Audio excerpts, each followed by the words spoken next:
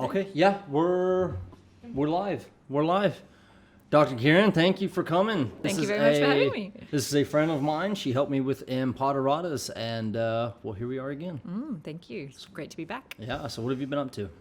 Work is very busy at the university, and I'm still working part-time at the clinic. And I recently wrapped up one production of Gatsby, the dinner experience.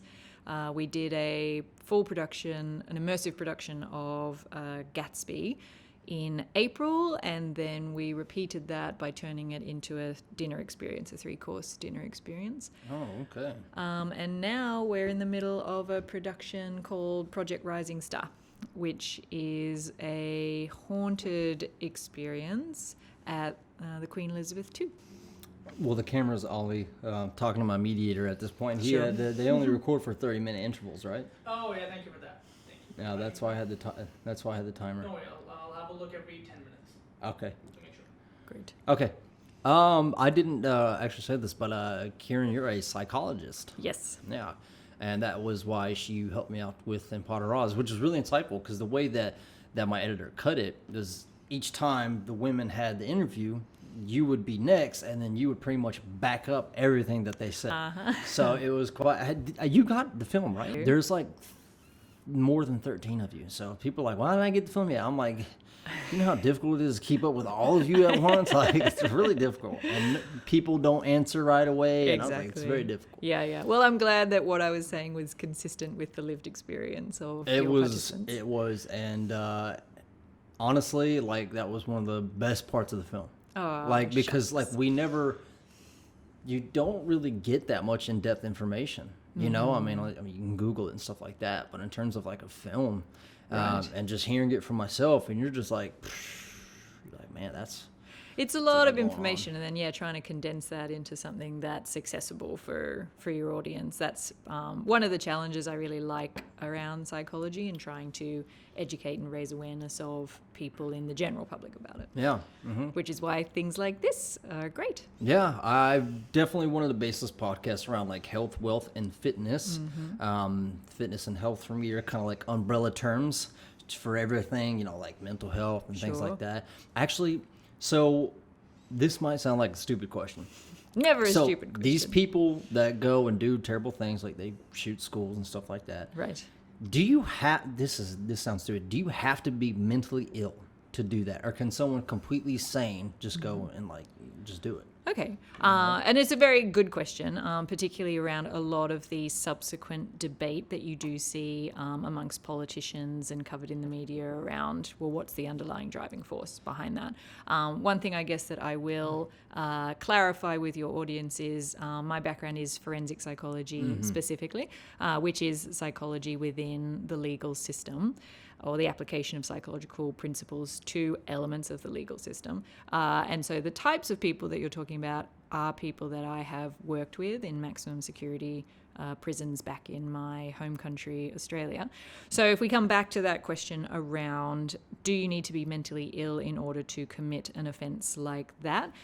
It is a complicated issue, but I guess the short story or the short answer to that long story would be no. And actually, in terms of severe mental illnesses, people with severe mental illnesses are far more likely to be a victim of crime rather than the perpetrator of That's crime. interesting. Okay. I mean, certainly it does start to blur, and you can break that down looking into more specific mental illnesses. So the most common one, and I've worked in a forensic hospital back in Australia where we dealt with people who were found not guilty by reason of mental illness. So these are people who the court has ruled that you were so mentally ill at the time that you either didn't understand that what you were doing was wrong or you weren't in control of your bodily functions. So rather than going to jail, we're going to direct you towards a treatment facility. And I worked in the acute unit, so the people who were still very, very unwell.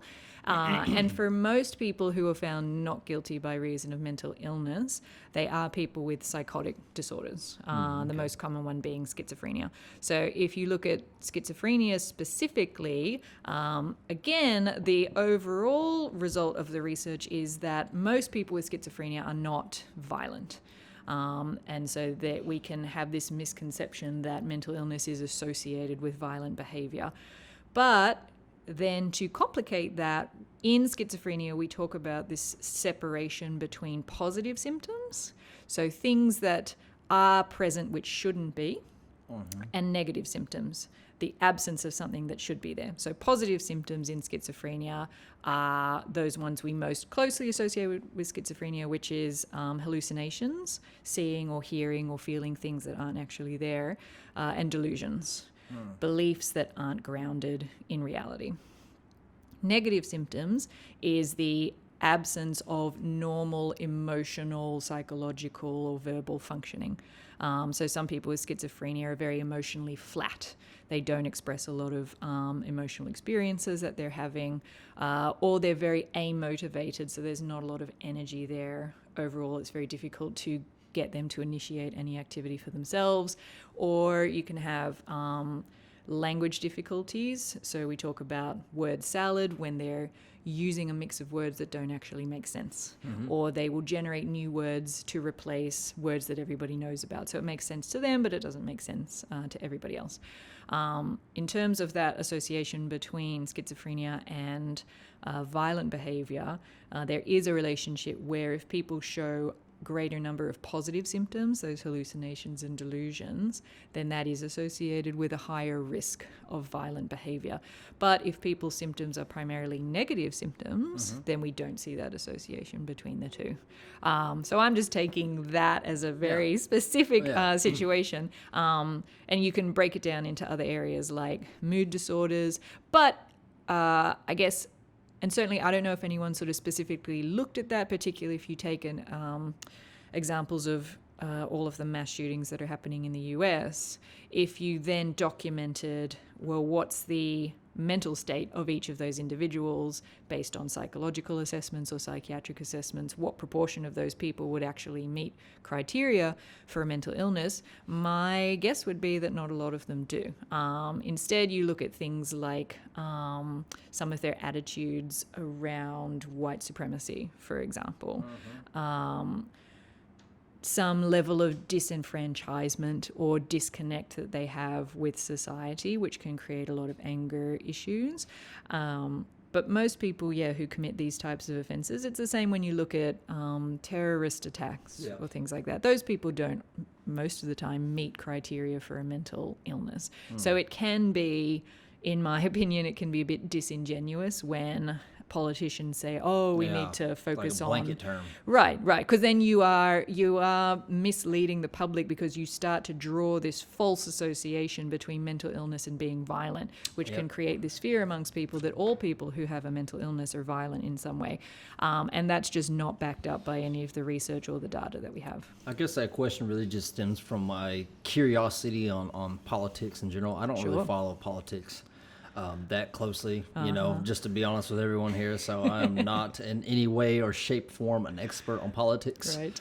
I do know a little bit, but I always kind of thought, I was like, I don't think these people really, I think they're just wanted to lash out, I don't really think that everyone has to be mentally ill to go and do something. I was like, I'm not mentally ill, but I can do something terrible. I don't, but I'm just saying. Just so let the audience know, he won't actually do anything. No, I'm just saying. And certainly with the people who I worked with who had been convicted of serious offences back in Australia, most of those people don't meet criteria for any specific mental illness.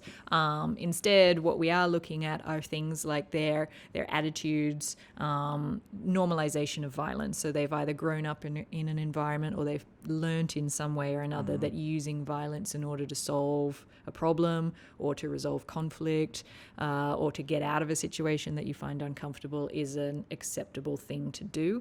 We'll look at thinking styles around how well they can problem solve. So some people become very rigid in terms of what are the options that are available to them. So as I'm saying that, I'm thinking of one client who I worked with who was a young man, and he was convicted of murder because he killed a member of a separate gang. So this was gang-related violence.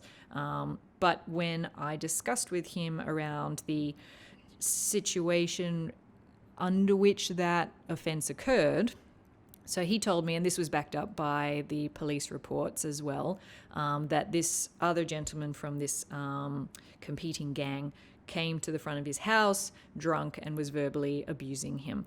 So there wasn't any actual immediate risk that the guy was posing. He was outside, he was unarmed, but he was being verbally abusive. And this young man also lived with his mother. So he came out of the house with a knife, walked up to the guy and stabbed him. Okay. Right, yeah. Pretty straightforward. pretty matter-of-factly. Didn't, no remorse for what he had done, because that was considered what he needed to do. So when I asked him around, well, what were your other options available to you at that time? He sort of stared at me and was like, well, what do you mean? And I said, well, let's brainstorm. Could you, for example, have called the police? And he looked at me incredulously as though like, well, that's a ridiculous suggestion to even make. That's just because the he was nature of the beast. Why would I call the police? That would make me a dog. That would make me weak. The snitch, and then it just goes downhill from there. Right. So it's looking at, okay, if that is not even an option that you would consider, then for you, it ends up coming to this point where you feel like the decision that you did make was almost the logical conclusion when faced with that particular scenario. Whereas a lot of other people, they wouldn't come to that conclusion. So it's looking at all of these different forces that pushes someone into making that decision at that particular time. But yeah, it's very complex, which is something that I really like about working with clients like that. And for a lot of them, they appreciate that opportunity just to try and make sense of it for themselves. Often by the time they've seen me, they've been convicted, they've been sentenced for a very long time. So it's an opportunity now for them to reflect on what's the direction that my life is going to go. And up until that point, often they've talked about their offences with lawyers, and it's about strategy around how to go about the defence, rather than let's really try to understand what's been going on for you, because I then need to formulate a treatment plan for them as to what they're going to do whilst they're in prison in order to reduce their risk of reoffending once they get back out into the community. I think the U.S. has a lot of problems surrounding that. People reoffending and going out. I mean, I think it's kind of, if you look at the, again, I'm not an expert. I can't give you any references at the moment because I probably should if I'm going to say things. But, I mean, if you look at the prison population in the U.S., you know, we're very overpopulated. And there's not, to my knowledge, there's not a lot of rehabilitating, more serious offenders from go back into the workforce and, getting jobs and stuff like that, because sometimes people just, their mentality is just can't handle it, and there's like a lot of TED Talks that I was watching about ex-gang members coming back and making something of themselves, and then now they're reflecting back on that mentality that they get stuck into, about how I don't know what the mentality is, I guess just repping your set or whatever it may be, but well, certainly within different jurisdictions or countries, they do have to think about what is our goal behind putting people into prison. money. What's he said it, not me. In that there's a few, whilst obviously one factor is always the protection of society. If someone is being violent, then if you remove them, then there's less likelihood that they're going to victimize anybody Fair else. enough on that point. But it's a matter of then what? If your attitude is largely punitive, or it's about retribution, it's about punishing this person, you did something wrong and we need you to feel bad about it. So you're going to sit in this horrible environment with nothing to do and you're disconnected from your family. It serves you right, then that does tend to generate a bit of a rotating wheel around people go out, because you've removed them from that society, then they feel more and more disconnected. It's harder and harder for them to get a job. So then pro-social ways of them to raising money and supporting their family become more and more limited to them. So then they feel pushed into going back into criminal enterprises, and then they come back in. That reaffirms your attitude that, this person's a horrible person, they can't be rehabilitated, and it just keeps going. Whereas other jurisdictions, the Netherlands, the Nordic countries are really quite pioneers in this area, is around our focus needs to be on rehabilitation of these individuals, that you're not a bad person, that you've done a bad thing and you need to take responsibility for that, and you have to accept that there's consequences to doing that. But we think you can still make a valuable contribution.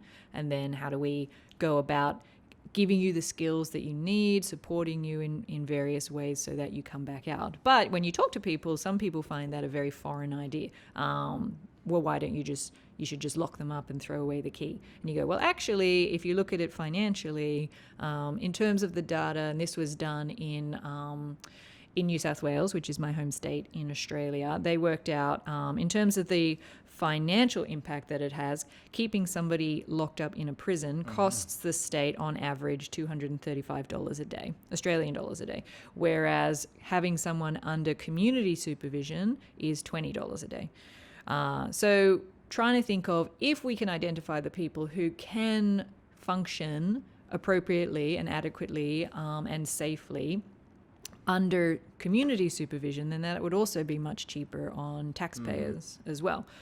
Whereas if your goal is you're running prisons for profit, then that's probably not going to be as much of a concern. You're just shooting yourself in the foot. So it is, we do always have to be considering, and again, this is something that I really like around forensic psychology, is that the decisions that politicians make in terms of legislation and the attitudes, the social opinions we're going to have towards people who offend, that has a run-on effect in terms of the actual consequences on the work that we do day to day and the sorts of outcomes we can expect from the people that we work with. So it's often, when I'm talking with my students, it's thinking about getting them to reflect as well on what are your attitudes when you hear about someone who's committed a particular offence. And certainly that's not to excuse anything that people do, but it's that, what is it that you want to happen to this person later, because that is going to shape a lot of your policy decisions around how this person is treated. Similarly,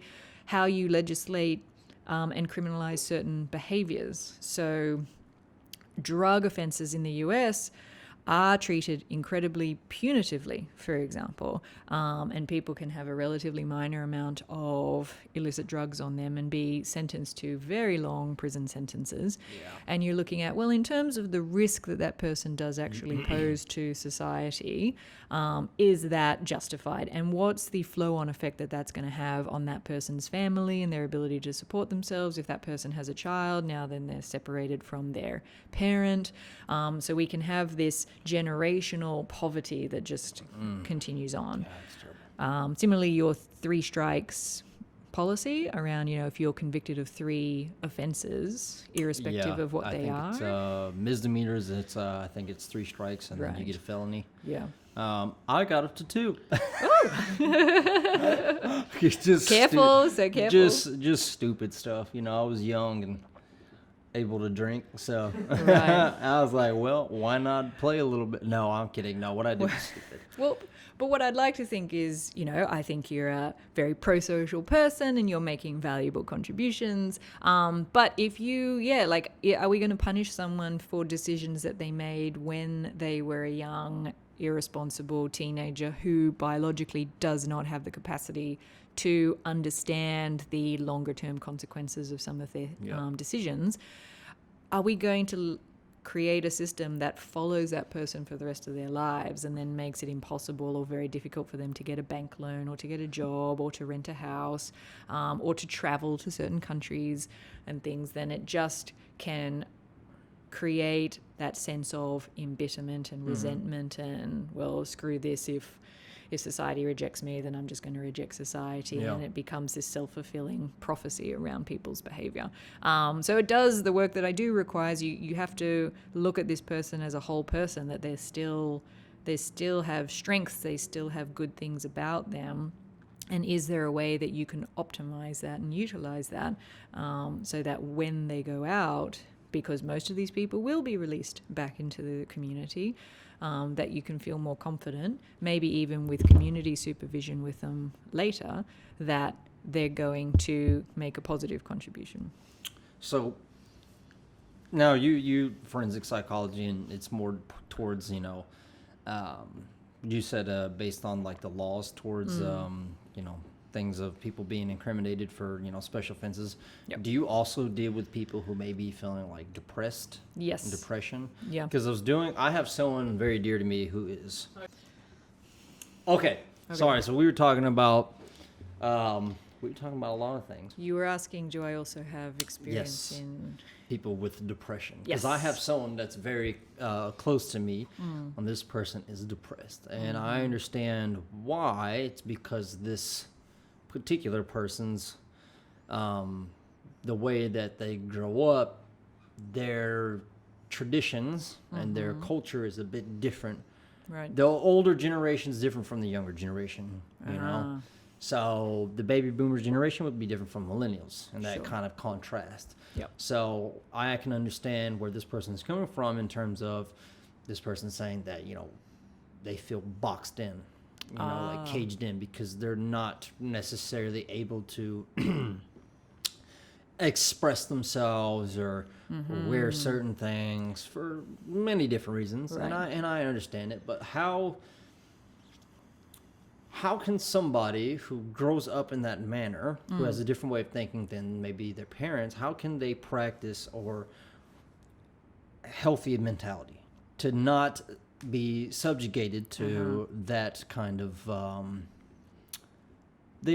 how can they not feel so boxed in? Right. Like what could be something to alleviate that Sure. kind of Okay. lifestyle, I guess. So if I could summarize that, we've got someone who feels like there's some either family and or cultural pressures that obligate them Yes. to behave in Yeah, a that's a better way particular of putting it. way.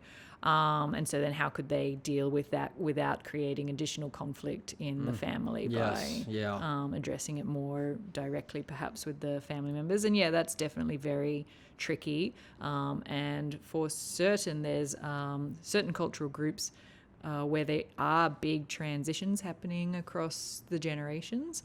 And so opinions on things like dress and dating before marriage or the sort of work that people can be doing is going to change, and that can create a lot of potential conflict. I guess in terms of if I was working with someone who was dealing with a situation like that, you've always got to take into account the individual circumstances of that person. But broadly, it would be looking at trying to help them understand what do you think is the perspective of your parents that's getting in the way? What are their concerns about that? So an example might be that they're worried that if you are living alone prior to getting married, for example, then that means that you have loose morals or something. Yeah. So trying to get them to also, if you want your parents to try and practice taking on your perspective, then you need to practice doing that as well. Because then it's thinking about what's the way that I can still try and introduce maybe the start of this conversation with them and see how that goes. So it might be looking at what's one thing that you think they would be more receptive to maybe having a discussion about. For example, it's how long you stay out when you leave the house. What's your curfew going to be? Yeah. Or something. What would be things that would make them more comfortable in allowing that to happen? For example, would it be that they would want you to be messaging them once an hour so that they know that you're okay? Or do you turn on the Find My Phone function on their app so that they can see where you actually are, so that if something goes wrong, then they'd be able to come and get you.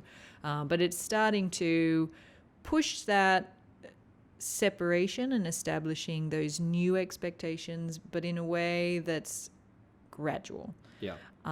So for some people, we might look at it from that perspective. For others, it might be, okay, there might be certain ways that you do need to behave when it comes to being in front of your parents. But is there other outlets, other people you can be associating with who you would feel more comfortable in how you would go about expressing yourself? So some families, it might be very rigid and there's not really much wiggle room we have. But it's what's going to be your other outlet for you to feel more comfortable in expressing yourself? Is it this the friendship group that you hang around with, and then how would you enable that to happen? Are your parents going to be more comfortable when it's in a structured environment? So I'm into theatre here, and a lot of people go into theatre because they feel like it's a safe space where they can explore their creativity, but it's in a structured way. It introduces them to other creative people, and so that gives them an outlet to kind of do that for a couple of hours in a rehearsal, or when they watch a show, or when they do a class, and that's enough of an outlet for them for when they go back home. But it can be very tricky, certainly, in trying to manage that with people. And then the final one is often going, okay, what is it within this situation that you're facing, identifying what's the stuff you can control and what's the stuff that you can't. The stuff that you can control, then it's how do we go about dealing those as best as we can, and the stuff that you can't, is that acceptable for you, that you can't control these things, or can you go about changing the way that you think about that? So if there's certain things that your parents just don't find acceptable at this point in your life, but you know that, okay, but this is only while I'm still living at home with them. Once I graduate from university and I'm living on my own, then things are going to be able to change. So it's is this more bearable for me when I think that there's like a time frame within this that I have to cope with it. It's not going to go away once I move out, but it's going to be a lot easier for me because I'm going to have that personal space is going to be much bigger for me. I'm not going to feel as supervised, and then I'll feel more comfortable in expressing myself in the way that I would want.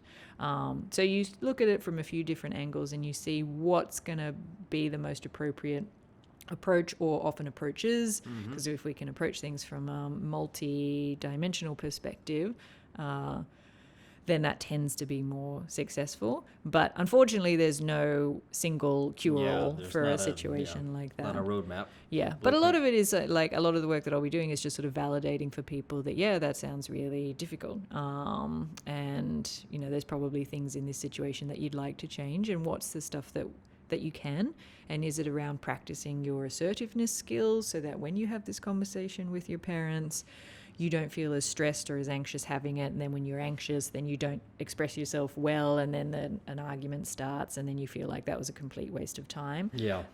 So it might be, do we want to practice what it is that you want to say? Do we want to clarify for yourself what it is that you want to tell them? Yeah. So that it doesn't come out in this confusing way for them. And take it from there. Yeah, that definitely makes sense.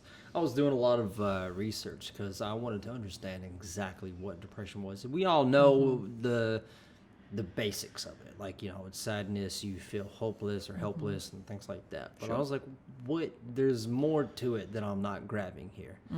So, because what I heard about this person was telling me about this, and they were like, this has been going on for years, and I was like, well, since I've known you, and they're like even before, and I'm like, I didn't know, like they're good at hiding it.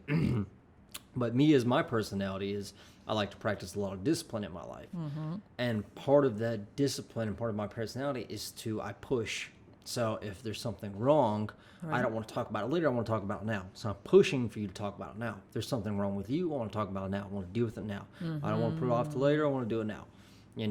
But sometimes that's not the best way to go about those things, because I'm forcing my point of view to give me their point of view, if that makes sense. Or I'm imposing my will on them to tell me what they want. Right. So I can, try and, I want to understand what they want. So I'm pushing a lot, and that's not necessarily the best way to do that. So I was doing a lot of research about like depression, and I was watching TED Talks of, different people from backgrounds. I really can't remember their names, but I play it when I'm in the shower or something like that, and I listen to it. And one of them was a TED Talk, and he was talking about, I think he was in Africa. Okay. And there were some people, they were studying the, depression and things like that, but they were talking to some of the elders or somebody of authority there at the African tribes or wherever it is they were at. They're saying that they had to get rid of some of the American psychiatrists or whoever was coming, because they would just exclude these people from the rest of the group and talk to them for hours about their emotions. And he's like, that's not what we do. We have them surrounded with music and family and friends and things like that. And that was like the contrast between like Western society's version of trying to help somebody versus, Right. the Eastern side of helping people. And I was like, maybe that's what's missing. And I think that's maybe the underlying cause, is because when people have these kind of these different points of views from how they traditionally grew up, then it's that I feel alienated now because I no longer think of I don't think the way that these people do anymore. And so I'm trying to think of, well, how can I help? But the more I explored and the more research I did, it was kind of like there's not really much that I can do. It's just trying to be there to listen to them. Yeah.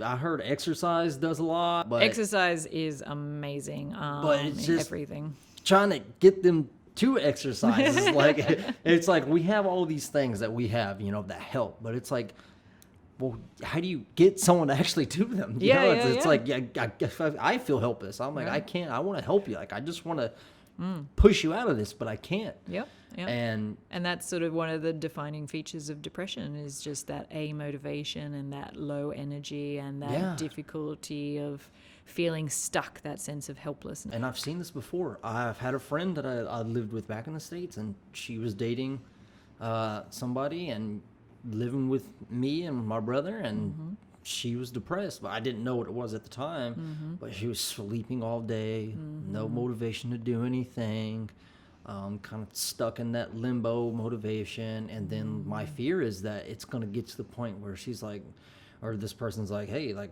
I want to end it. Yeah. I've talked to this person before, and they're like, no, I've not.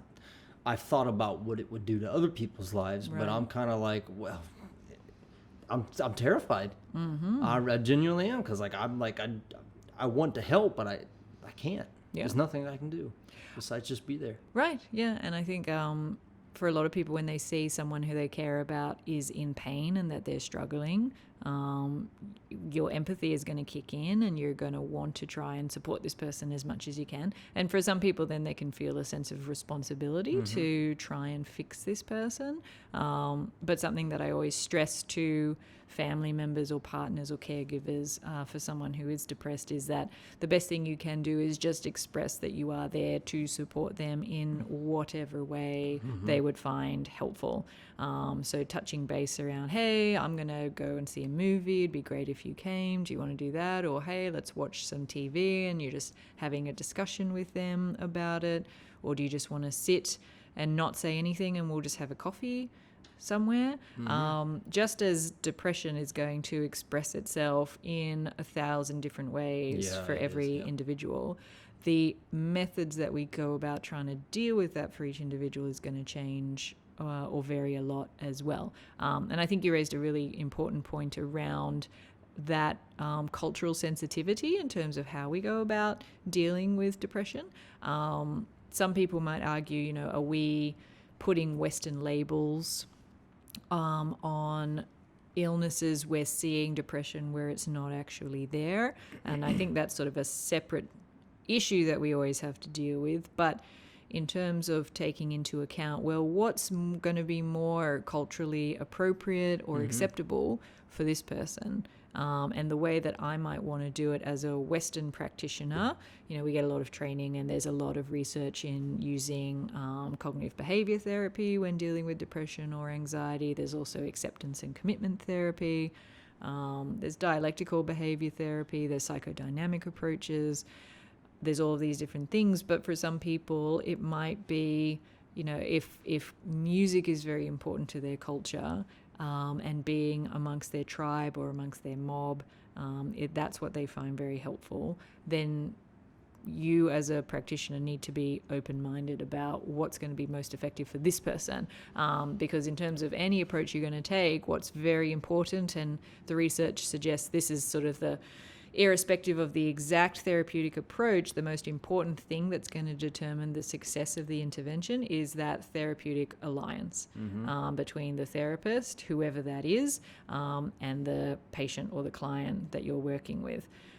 So if they feel like that they can trust you with this information, that you are going to help them and hear what they're saying in a non-judgmental way, that you are going to work collaboratively with them to devise what their treatment plan is going to look like, then that seems to be what drives the benefits of therapy. So it's feeling supported, and it's the same with everyone else in that person's support network. That I will do whatever it is, or I will help as much as I can, but I need you to tell me what it is that you would like from me to do. And I can try and guess, but the risk in me guessing is that I might do something that actually makes it worse for you. It could backfire because I'm not a mind reader.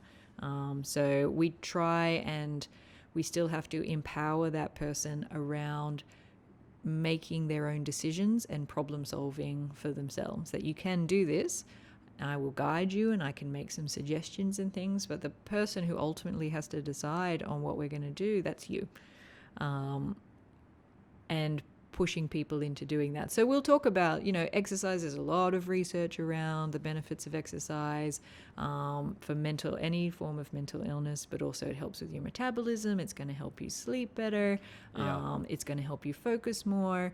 But exercise, some people like going to the gym, some people like to do yoga, some people like to swim, some people like to walk. And I've suggested that. I was like, you don't have to come and lift weights, but I was like, I'll go to yoga. I'll go to Zumba. Like, I'll be ridiculous if that's what it takes. Like, I don't care. I will endure the pain of embarrassment. But this person's main point was, and I see where they're coming from, but I don't want to,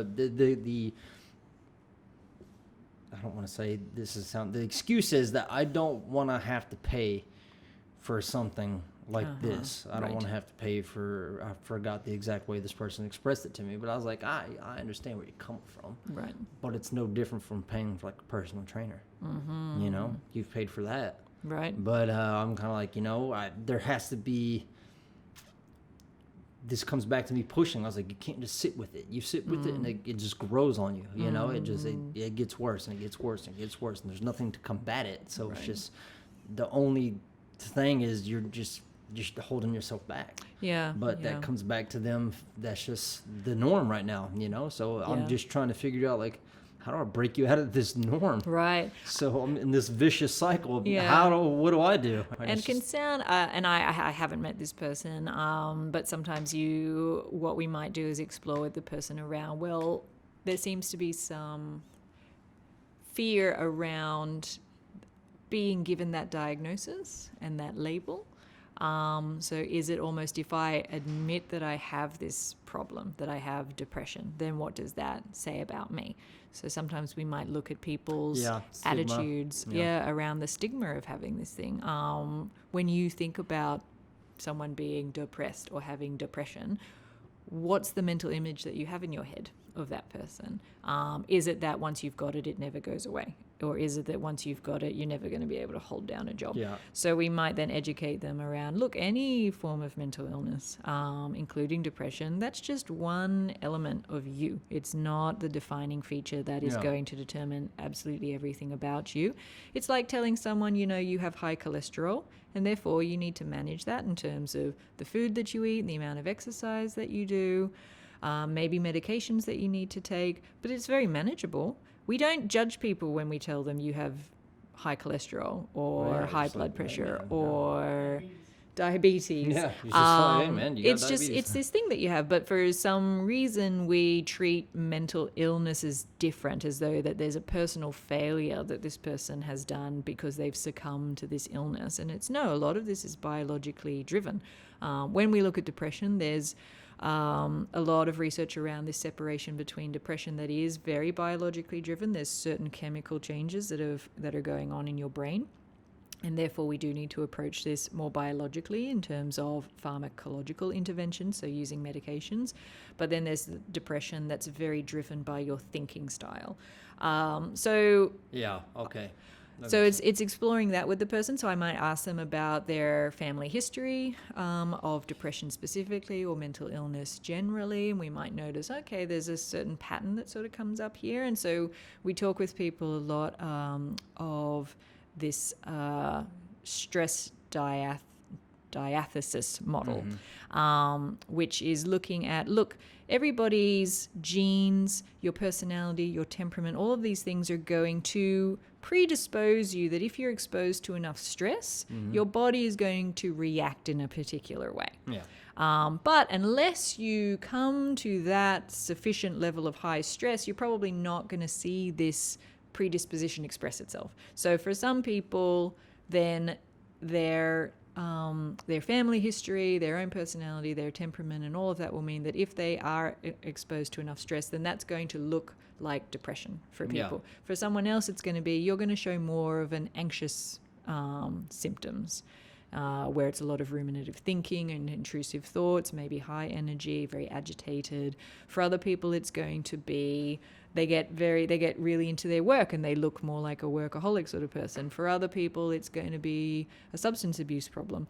So we'll say that all of these certain things are going to push you in a certain direction, but it doesn't mean that it's a death sentence for you and that it's always going to be there. Do we need to cut? Actually, let's cut real quick. Gonna cut real quick. Okay, we're live again.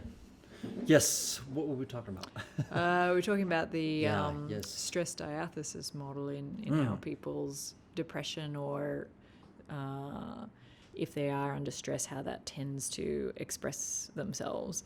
So the reason we were talking about that was, that stigma that people might have around depression. So that might be the first step that we approach with someone if they have. Because if they're hesitant around admitting as to what this is, then that's going to be problematic. But for other people, we won't even do that. So there's a lot of a debate around a diagnostic label, which describes a cluster of symptoms and can be a helpful shorthand when you're communicating to people and other health professionals about a patient that you're working with or something. But the term depression doesn't tell you much about the individual who you are working with, because it involves a cluster of symptoms, but in terms of what that cluster of symptoms is for that individual, it could vary a lot.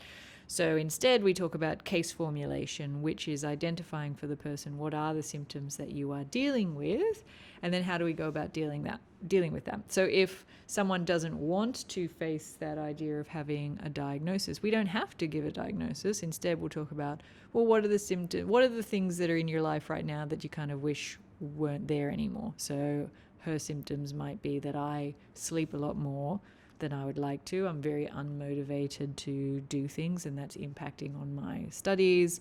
I'm not eating very well, and so then that's impacting on my weight, which makes me even feel worse about myself. And so in my head, I might think, well, this coincides a lot with depression, but if telling her that that's what I think you've got is potentially going to make it harder for her, then we don't have to have a label in order to give someone a case formulation. So you've always got to be very flexible around what's going to be most effective in working with this particular individual. And for people who aren't trained in that, if you're just a family member or a friend, it can be, might be good to talk with someone who is more of an expert on this so you can understand what it is, but also then understand that this can be managed. We have treatment procedures that have been shown to be very effective in this. So trying to empower people that the more knowledge you have, then the better equipped you are to deal with whatever issues come up for you. So what could be something that people can do to practice I don't know how to phrase this. I want to say practice good mental health. I guess, I guess maybe be it exercise or venting, or how could somebody go about this if they feel that they might need to be, I guess more healthy in the mind. Right. And again, like what we might talk about that in terms of your own self-care. So in terms of everything else that you need to do day to day, what's other outlets you can take advantage of in order to care for yourself. And doing that is going to make you a lot more productive in the rest of your day-to-day responsibilities. So some people, there might be some guilt around, if I take an hour out of my day in order to go to the gym, then that's an hour less with my kids, or it means that I'm going to have less time to get my work done or something. You go, but if you do that, then how do you feel like you are more productive at work, or then you are more focused when you're with your kids because you've had that opportunity to get that stress and all of that out of your system, or it helps you process everything that you've been dealing with throughout the rest of the day. So what that looks like for different people is going to vary a lot. Exercise, certainly, there's so much research around the benefits of it. So it's certainly something that I'll always talk about with people in trying to have some level of physical activity fairly regularly, 3 times a week for half an hour, is a good heuristic that I'll give people to aim towards. But in terms of what that looks like for you, maybe your exercise is walking out to the park and then you really enjoy nature and you just like sitting amongst a green space. And then maybe you'll listen to some music. So it's trying to give people permission that whatever it is that you choose to do for your own self-care, then whatever fits you is what's going to work. Diet is also very important. So again, we might talk with people around things that are very highly processed foods or high levels of sugar does have an impact on your brain, and it gives you this immediate high, which is what makes it so reinforcing. But then also there's the subsequent crash that you feel later on. So what are some other foods that will sustain your energy for longer? And then we might talk about what are the barriers that they find gets in the way of that. So my work is really busy, or I don't like cooking, or I don't know any good recipes, and we'll brainstorm some solutions to those types of problems. But it's going, okay, let's identify what the problem is, and then let's look at some possible solutions, and let's see if those things work. I have clients who go with meal plans because they have the food delivered to them, and they find that that's really useful. That would be convenient. Right, but other people that's not, they might not be able to afford something like that. So instead we'll look at what are some recipes where you can, for example, be cooking in bulk. And so then you're only having to cook a couple of times a week, but then you've got meals for the rest of the week. And so you're not needing to go with takeaways, which tend not to be healthier. Or we might look at, okay, if you are going to go takeaway, what are the healthier options for you? Things that are more salad based and all of that. So again, the idea is to give people permission that whatever works for you works for you. There's no judgment around that. But I like to tell people around, you need an outlet for yourself, whatever that looks like. Do you enjoy music, whether it's listening to music or generating music, going to live shows? Do you like theatre? Do you like to be involved in theatre? Do you just like to watch it? There's so many things. Are you into craft? And you like to knit, or you like to sew, or you like to draw, or you like watching movies, or whatever. But having that outlet for yourself. And I guess the other part that I look at is that ability to kind of reflect and have some level of self-awareness around what are some early warning signs for you that maybe things aren't going so great. Because the earlier we can identify that and put some strategies in place to deal with that, then the more successful that's going to be. So for me, for example, it might be, I know when I'm more stressed when I realize I'm not eating as frequently as I used to. So if I'm very busy, I kind of forget to eat. And I know that that's not good because I do lose weight quite quickly if I'm stressed. And so then that creates problems. For other people, it might be when they notice that usually they get to sleep very quickly, and now it's taking them like an hour and they're lying in bed before they actually get to sleep, or they're waking up earlier, or they're waking up in the middle of the night and then going back to sleep. Or they're feeling a bit more agitated. People at work are doing things that kind of annoy them a bit more than usual. They find that they're snapping at their kids or at their partner or something. So identifying for them, what are your early warning signs that things are maybe not going as great as you might like them to be? And so therefore, what strategies can we implement in order to address that? Well, thank you for coming on to the podcast. We covered really a great. lot. Yeah, we did. We definitely went in depth. That's good though, because I wanted Yes. this to be a very good outlet for people out there who might be listening. Because Sure. definitely health is also a part of being healthy is part of mental health too. Definitely. As you said. So. Oh, yeah, there's so much interaction and integration between our physical body and our mind that they are constantly going to be reinforcing or affecting each other. So, for sure. Yeah.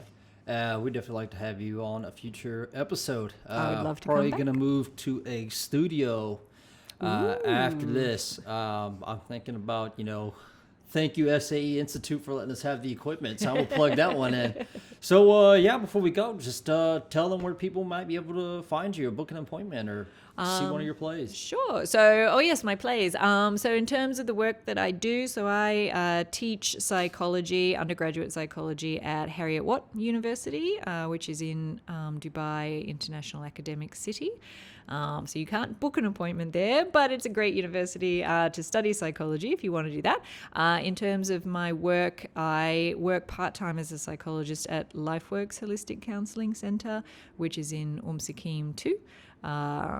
So feel free to either go on our website, www.lifeworks.ae, and you can have a look at the bios of all of our different clinicians that work there. There's also lots of really good clinics across Dubai, so I'm always happy to chat with people around what their needs are, and if I don't think I'm the best fit for them for whatever reason, absolutely. then I always help them get some contact details of other people who can be more helpful for them. So feel free to have a look there or to get in touch via the website, so you can send us an email through them. I think that's it. Oh, my plays, Yes. Yes. So I've been in a few productions recently, but the one that's happening at the moment that would be great for everyone to come and see is Project Rising Star, which is happening on the Queen Elizabeth II, the QE2 ship, which is in Mina Rashid.